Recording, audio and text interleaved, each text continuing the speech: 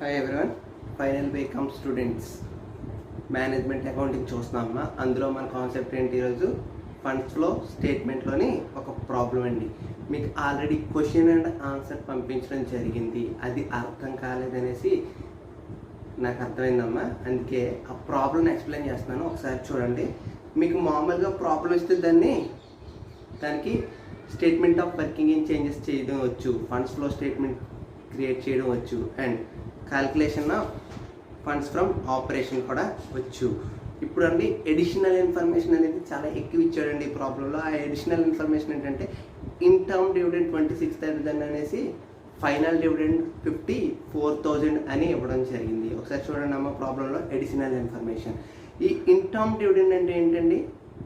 In term dividend అంటే dividend ఎవరికి ఇస్తాం మనకు ఆల్రెడీ తెలుసు. డివిడెండ్ ఎవరికైతే పే చేస్తామో వాళ్ళకి మధ్యలో పే చేసే డివిడెండ్ ఏమంటారు? In term dividend. And final dividend అంటే సంవత్సరం ఆఖరిని షేర్ హోల్డర్స్కి ఇచ్చే డివిడెండ్ని ఫైనల్ డివిడెండ్ అన్నాం. ఇది దేనికి సంబంధించిందండి? దేనికి సంబంధించిందంటే అది ఎక్కడ, ఆ పాయింట్ ఎక్కడంటే స్టేట్మెంట్ ఆఫ్ ఫండ్స్ ఫ్రమ్ ఆపరేషన్స్లో పడుతుంది. ఎక్కడండి? ఫండ్స్ ఫ్రమ్ ఆపరేషన్లో యాడ్ చేస్తాం కదండి, ప్రాఫిట్కి యాడ్ చేస్తాం. ఎక్కడ? నాన్ ఆపరేటింగ్ ఎక్స్పెన్సెస్లో. ఏంటంటే దీనికి సంబంధించిన పాయింట్ అండి, నాన్ ఆపరేటింగ్ ఎక్స్పెన్సెస్లో ఈ పాయింట్ అనేది పడడం జరిగింది. ఎంతండి? 26,000 ప్లస్ 54,000 కూడా నాన్ ఆపరేటింగ్ ఎక్స్పెన్స్లోనే, ఎందుకంటే ఇది అడిషనల్ ఇన్ఫర్మేషన్లో ఇచ్చిన పాయింట్ కాబట్టి. Next, assets of another company were purchased ₹60,000. చూడండి అమ్మా, 60,000 సంబంధించిన అసెట్స్ అనేది వేరే కంపెనీ అసెట్స్ అనేది కొనడం జరిగింది. ఎలా కొన్నారంటే షేర్స్ ఇచ్చి కొన్నాడండి. షేర్స్ ఇవ్వడం ద్వారా 60,000 రూపీస్ అసెట్స్ అనేది కొనడం జరిగింది. ఆ 60,000 రూపీస్ అసెట్స్లో ఏనికి సంబంధించిందండి? అందులో స్టాక్ కొన్నాడు 22,000కి. తర్వాత మిషనరీ కొన్నాడు. ఎటువంటి క్యాష్ ఇవ్వలేదండి. షేర్స్ ఇష్యూ చేస్తే యాక్చువల్గా మనకి ఏం రావాలండి? క్యాష్ రావాలి. కానీ క్యాష్ వద్దు, క్యాష్కు బదులు వేరే కంపెనీ స్టాక్ 22,000 రూపాయలు. అండ్ ఇంకా మిషనరీ వచ్చి 29,000 అనేసి సెకండ్ పాయింట్లో ఇచ్చాడు. ఈ రెండు టోటల్ 60,000కి సంబంధించి 60,000 రూపీస్ అసెట్స్ వేరే కంపెనీ కొన్నా అన్నాడు. కానీ ఇన్ఫర్మేషన్ కేవలం రెండింటికి మాత్రమే ఇచ్చాడు. ఏంటండి? స్టాక్ ఒకటి, మిషనరీ మాత్రం. 51,000 సంబంధించిన ఇన్ఫర్మేషన్ ఉంది. కనుమ 9,000 ఏమనుకోవాలి? చూడండి, 60,000 అన్నాడు కదా, మిగిలిన 9,000ని గుడ్ విల్ అన్నారండి. ఇది పాయింట్లో చెప్పలేదమ్మా, కానీ అనుకోవాలి. గుడ్ విల్ కొన్నాడు అనుకో, అంటే 51,000 రూపాయలు విలువ చేసేసరికి మనకి ఎంత ఇచ్చాం? 6,000 ఇచ్చాం. అంటే ఎక్స్ట్రా ఇచ్చాం. ఆ ఎక్స్ట్రా ఎందుకు ఇచ్చామనేది మన అకౌంట్లో పే చేయాలి, అకౌంట్ అనేది చూపించాలి. కాబట్టి దాన్ని ఏమన్నారండి? గుడ్ విల్ అన్నాం. అడిషనల్ ప్లాంట్ పర్చేజ్ 6,000 అన్నారు. అడిషనల్ ప్లాంట్ అంటే ప్లాంట్ ఎంత కొనడండి? 6,000. ఇదేంటండి? ఇన్వెస్ట్మెంట్ అని చెప్పొచ్చా? అంటే అప్లికేషన్ ఆఫ్ మనీ అని చెప్పొచ్చు కదండి. ఇదేమో సోర్సెస్లో వెళ్తుందండి. ఎక్కడ అంటే క్యాష్ రాలేదు, కానీ రెండు అసెట్స్ అనేవి వచ్చాయి. ఇది కూడా అసెట్ కాబట్టి 3 అసెట్స్ అనేది వచ్చాయి. దాని వాల్యూ 60,000. యాక్చువల్గా మనకి ఏం రావాలండి? షేర్స్ ఇష్యూ చేస్తే క్యాష్ రావాలి. Next, depreciation provided during the year అన్నాడండి. ఏంటండి? డిప్రిసియేషన్ అంటే నాన్ ఆపరేటింగ్ ఎక్స్పెన్స్ అండి, అంతే కదండి. అది ఎక్కడ వేస్తామండి? డిప్రిసియేషన్ పట్టుకెళ్ళి మనం డిప్రిసియేషన్ ఆల్రెడీ మనం చేసాం. డిప్రిసియేషన్ అనేది calculation of statements of funds from ఆపరేషన్లో నాన్ ఆపరేటింగ్ ఎక్స్పెన్సెస్లో డిప్రిసియేషన్ అనేది వేస్తాం. Next, income tax paid during the year అని ఉందండి. 30,000. ఏంటండి? Income tax paid during the year 30,000. అంటే 30,000 రూపీస్ ఇన్కమ్ ట్యాక్స్ అనేది పే చేశాడు. ఆల్రెడీ మనకి ప్రొవిజన్ ఫర్ ఇన్కమ్ ట్యాక్స్ అనేది ఉంది. 40,000 ఒక 2009కి ఉంది, 49,000 వచ్చేసి 2010కి ఉంది. మనకి ఈ ప్రాబ్లం అంతా చేయడం వచ్చామా, కానీ బ్యాలెన్స్ ప్రాబ్లం పంపించాను, కానీ బ్యాలెన్స్ ఎలా వచ్చి అనేది చాలామందికి డౌట్ ఉండి ఉంటుంది. ఆ బ్యాలెన్స్లు ఎలా వచ్చాయని తెలియాలంటే మనం ఏం చేయాలండి, అకౌంట్లు వేయాలి. నేను ప్రాబ్లం చెప్పనమ్మా, ఓన్లీ అకౌంట్లు వేసి చూపిస్తాను. ఓన్లీ అంటే బ్యాలెన్స్డ్ ఎలా వచ్చాయి, సోర్సెస్లోకి మనకి ఫండ్స్ ఫ్లో స్టేట్మెంట్లో బ్యాలెన్స్లు అనేది ఎలా వచ్చాయి అనేది చూపిస్తానమ్మా. చూడండి ఒకసారి. ఫస్ట్ అకౌంట్ ఏం చేద్దామండి, అకౌంట్స్ వేసి చూపిస్తాను నేను. First account land and building అండి.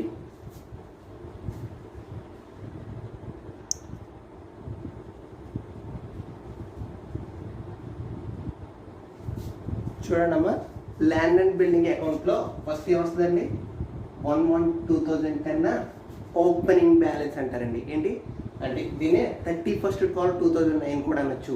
ఏంటండి, టు బ్యాలెన్స్ బ్రాడ్ డౌన్ అంటే కదండి తెచ్చిన నిల్వ అండి తెలుగులో. అండ్ ఓపెనింగ్ బ్యాలెన్స్ చూడండి, ల్యాండ్ అండ్ బిల్డింగ్ కాబట్టి ఇది మనకి ఏంటండి ఎసెట్, దానికి డెబిట్ వాల్యూ ఉంటుంది. సో ఇదిగోండి చూడండి, debit value credit side debit value ఉంటుంది. ఎంత ఉందండి, 1,48,000 ఉంది. చూడండి బ్యాలెన్స్ షీట్లో ఉంది. నెక్స్ట్ చూడండి 31/12/2010 ఏముందండి, బై ఇక్కడ ఏముంటుందండి, బై బ్యాలెన్స్ క్యారీ డౌన్ ఎంత ఉందండి, 1,54,200 ఉంది. చూడండి సారీ 250 అండి,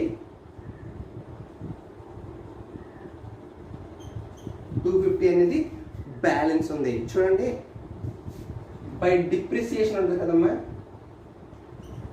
డిప్రిసియేషన్ ఏమైపు ఉంటుంది, credit side of land and బిల్డింగ్స్లో ఉంటుంది. డిప్రిసియేషన్ ఎంత, అడ్జస్ట్మెంట్స్లో చెప్పండి. చూడండి 3,750. ఇప్పుడు ఏం చేయాలండి, అకౌంట్ అనేది టాలీ చేయాలి. అందులో ఎంత అండి, 1,58,000. ఫస్ట్ ఇటువైపు టోటల్ చేయాలండి, తర్వాత ఇటువైపు తీసుకురావాలి. 1,58,000. అండ్ ఈ బ్యాలెన్స్ని టు క్యాష్ అని రాస్తున్నాను. బ్యాలెన్స్ ఎంత అండి, 10,000. అంటే దీన్ని ఏ విధంగా చెప్పొచ్చు అండి, ల్యాండ్ అండ్ బిల్డింగ్స్ని 10,000 బ్యాలెన్స్ అంటాను, క్యాష్ అన్నాను అంటే పర్చేజెస్ అని చెప్పొచ్చా లేదండి, పర్చేజెస్. చూడండి అమ్మా, స్టార్టింగ్ బ్యాలెన్స్ ఎంత, ఓపెనింగ్ బ్యాలెన్స్ ఎంత, అందులో డిప్రిసియేషన్ ఎంత. కానీ స్టార్టింగ్ కన్నా క్లోజింగ్ బ్యాలెన్స్ అనేది బాగా పెరిగింది, డిప్రిసియేషన్ కూడా తీసేసాం. అంటే బాగా పెరిగిందంటే దాన్ని ఏమనాలి అంటే కొంత అమౌంట్ అనేది పెట్టి అసెట్ అనేది కొన్నాడు. అది ఎంత వాల్యూ అండి, 10,000. దీన్ని ఫండ్స్ ఫ్లో స్టేట్మెంట్స్లో ఎక్కడ అప్లికేషన్ కింద చెప్పొచ్చు. ఈ 10,000ని ఫండ్స్ ఫ్లో స్టేట్మెంట్లో అప్లికేషన్ అండి, సోర్స్ కాదు, అప్లికేషన్ కింద చెప్పొచ్చు. ఓకేనమ్మా, ఇదేంటండి land and building account. Next account వచ్చేసి ప్లాంట్ అండ్ మిషనరీ.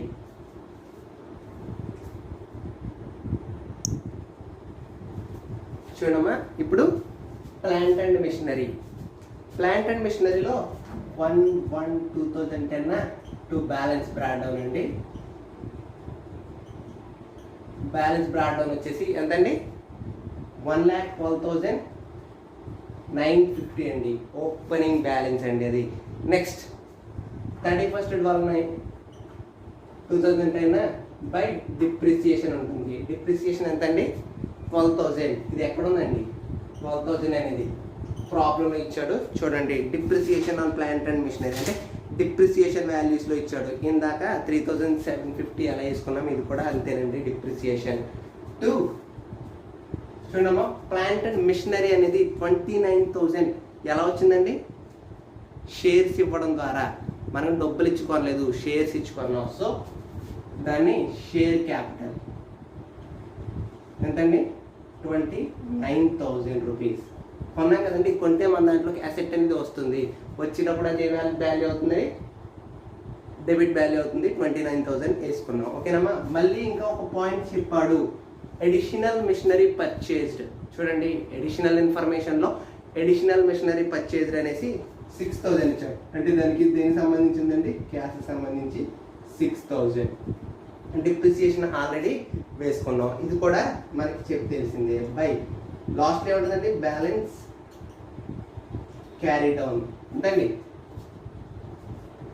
ఇది బ్యాలెన్స్ షీట్లో ఉంటుందమ్మా అమౌంట్ 1,16,200 రూపీస్. చూడండి ఇప్పుడు మన ఎటువైపు ఎక్కువ ఉందండి బ్యాలెన్స్ అనేది, ఇటువైపు ఎక్కువ ఉన్నట్టు నాకు అనిపిస్తుంది. చూడండి 1,47,950.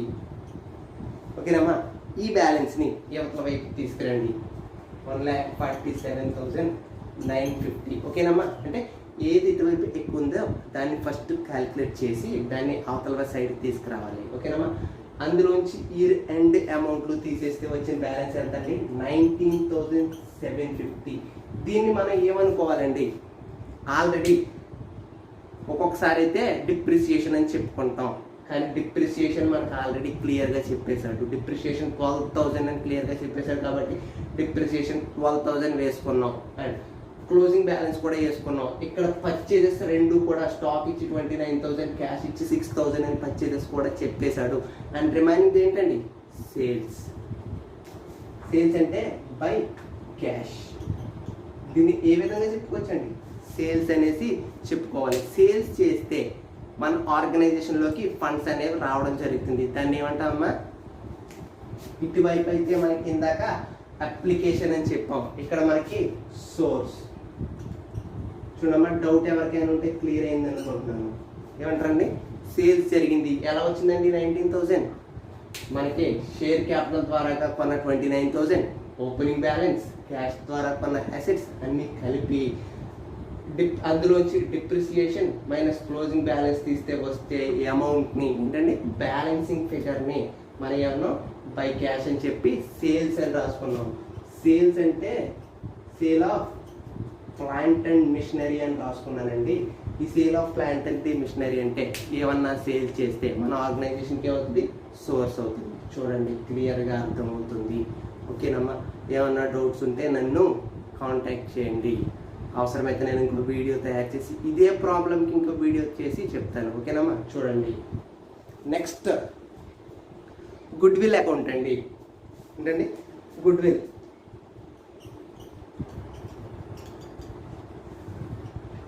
గుడ్ విల్ అకౌంట్ కనిపిస్తుంది కదండి. సో మనం గుడ్ విల్ అనేది ఎలా కొన్నామండి చెప్పండి? ఎప్పుడు 31/12/2010 టు గుడ్ విల్ అనేది ఏంటమ్మా? ఆస్తి. కానీ ఆ గుడ్ విల్ అనేది ఎలా కొన్నాం? 60,000 రూపీస్ షేర్స్ ఇచ్చి ఓన్లీ 51,000 రూపీస్ సరిపడా అసెట్స్ తెచ్చుకుని కనుమ 9,000ని మనం ఏమన్నా గుడ్ విల్ అన్నాం. గుడ్ విల్ ఏ విధంగా కొన్నాం అంటే టు షేర్ క్యాపిటల్. చూడండి మనకి ఇక్కడ ఎలా రాసాము, ఇప్పుడు అలాగే షేర్ క్యాపిటల్తో ఎంత కొన్నాం? 9,000 బ్యాలెన్స్ చేస్తే ఇటువైపు 9,000 బ్యాలెన్స్ చేస్తే మళ్ళీ 31/12/2010 మళ్ళీ ఏమవుతుందండి? బై బ్యాలెన్స్ క్యారీడ్ అవుట్ కదమ్మా. మనకి స్టార్టింగ్లో గుడ్ విల్ అనేది అకౌంట్లో లేదు, కానీ ఈ ఇయర్లో ఈ ఇయర్లో షేర్స్ అనేది ఇచ్చి 9,000 గుడ్ విల్ అనేది మనం కొన్నాం. సో అది 31st షేర్ క్యాపిటల్ అనేసి 9,000 చూపించాం. అండ్ బ్యాలెన్స్ బ్రాడ్ డౌన్ ఎంత అవుతుందండి? ఈ 9,000 అవుతుంది. ఒకవేళ నెక్స్ట్ ఇయర్కి కూడా వేస్తే ఈ 9,000 క్యారెట్ డౌన్ అయ్యింది, నెక్స్ట్ ఇయర్లో ఏమవుతుందండి? బ్యాలెన్స్ బ్రాడ్ డౌన్ అవుతుంది. ఓకేనమ్మా, ఈ ఇయర్లోనే గుడ్ విల్ అనేది కొత్తగా సృష్టించుకున్నాం మన ఆర్గనైజేషన్లో. అందుకే ఏ విధంగా సృష్టించామమ్మా? ఎక్కువ డబ్బులు చెల్లించడం ద్వారా ఆ గుడ్ విల్ అనేది సృష్టించబడింది ఈ ఇయర్లోనే. ఓకేనమ్మా, అందుకే ఈ అకౌంట్ చిన్నగా ఉంది. ఓకేనండి, next interim dividend and final dividend provision for taxes చూద్దామండి.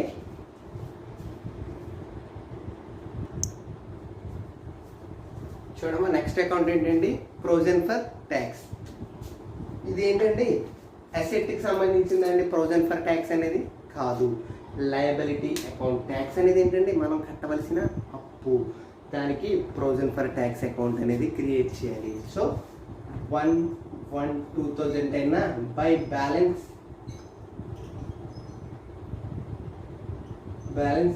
బ్రాడ్ డౌన్ ఎంతండి?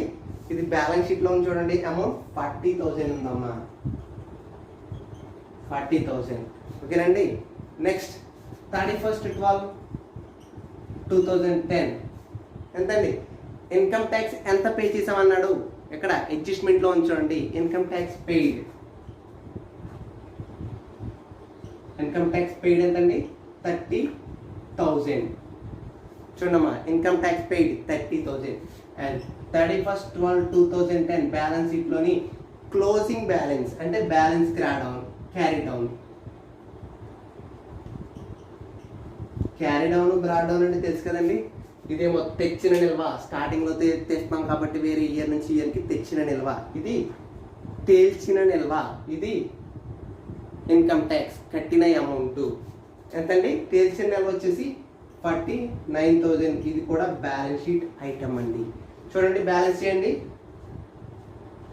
మా బ్యాలెన్స్ చేయడం వచ్చు కదండి అందరికీ. 79,000 0,009 4 + 6 79,000. చూడండి, 79,000. అందులో వచ్చి 40,000 తీసేస్తే 39,000. దీన్ని by profit and loss account అన్నామండి. దీన్ని పట్టుకొచ్చి ఎక్కడ వేయాలండి? చూడండి, దీన్ని పట్టుకొచ్చి ఎక్కడ వేయాలి? 39,000 అనేది ప్రొవిజన్ ఫర్ ట్యాక్స్. ఇది నాన్ ఆపరేటింగ్ ఎక్స్పెన్స్ అండి. ఎంత? నాన్ ఆపరేటింగ్ ఎక్స్పెన్స్ కాబట్టి ఎక్కడ వేసాం మనం? ఫండ్స్ ఫ్రమ్ ఆపరేషన్స్లో, క్యాలిక్యులేషన్ ఆఫ్ ఫండ్స్ ఫ్రమ్ ఆపరేషన్స్లో వేసాం. ఓకేనమ్మా. నెక్స్ట్ అకౌంట్ ఏంటి? షేర్ క్యాపిటల్ అకౌంట్ అండి. కొంచెం కేర్ఫుల్గా చూడండి. లాస్ట్ అకౌంట్ అమ్మా, షేర్ క్యాపిటల్ అకౌంట్. ఇంకా ఫైనల్ డివిడెండ్, ఇంటర్మ్ డివిడెండ్ చెప్తున్నాం కదండి. ఫైనల్ డివిడెండ్ ఎలా ఉందండి? ఫైనల్ అనుకున్నా, ఇంటర్మ్ డివిడెండ్ అనుకున్నా ఏం లేదు. సేమ్ గుడ్ విల్ ఎలా గుడ్ విల్ ఎలా చేసాము అంటే క్యాష్లో పే చేసాం. ఎంతండి? 54,000. పే చేసిన అమౌంట్ ఎక్కడ ఉంటుంది? By profit and loss account 54,000.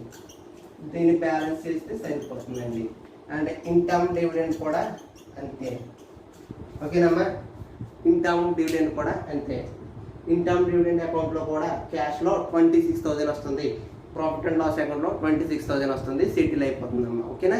చూడండి, ఇంకా ఇంపార్టెంట్ అకౌంట్ వచ్చేసి షేర్ క్యాపిటల్ అకౌంట్. ఎందుకు అంటే షేర్స్ ఇష్యూ చేసి మనం ఏవో కొన్నాం, క్యాష్ మనకి రాలేదు. సో అందుకని ఇంపార్టెంట్ అకౌంట్. ఒకసారి చూడండి.